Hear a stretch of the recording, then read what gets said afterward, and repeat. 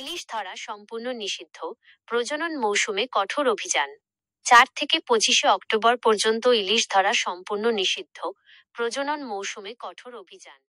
মোহাম্মদ জাহিদুল ইসলাম, বরগুনা জেলা প্রতিনিধি, বাংলাদেশ টাইমস। ইলিশ রক্ষায় 22 দিনের কঠোর নিষেধাজ্ঞা শুরু। দেশের জাতীয় মাছ ইলিশ রক্ষায় সরকার আবারও কঠোর অবস্থান নিয়েছে।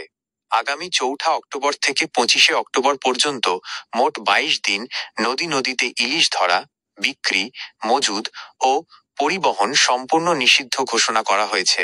নিষেধাজ্ঞার উদ্দেশ্য: প্রজনন মৌসুমে মা ইলিশকে সুরক্ষা দেওয়া, উৎপাদন বাড়ানো ও ভবিষ্যৎ প্রজন্মের জন্য মাছের যোগান নিশ্চিত করা।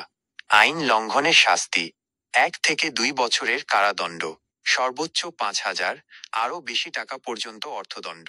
মাছ, জাল। সরকারের উদ্যোগ: ক্ষতিগ্রস্ত জেলেদের জন্য চাল বিতরণ, বিকল্প কর্মসংস্থানের ব্যবস্থা। নদীতে কোস্টগার্ড, পুলিশ ও প্রশাসনের টহল। সরকারের দাবি, এ পদক্ষেপের ফলে ইলিশের আকার বড় হবে, উৎপাদন আরও বাড়বে এবং আন্তর্জাতিক বাজারে রপ্তানির নতুন সুযোগ সৃষ্টি হবে। সচেতনতামূলক স্লোগান।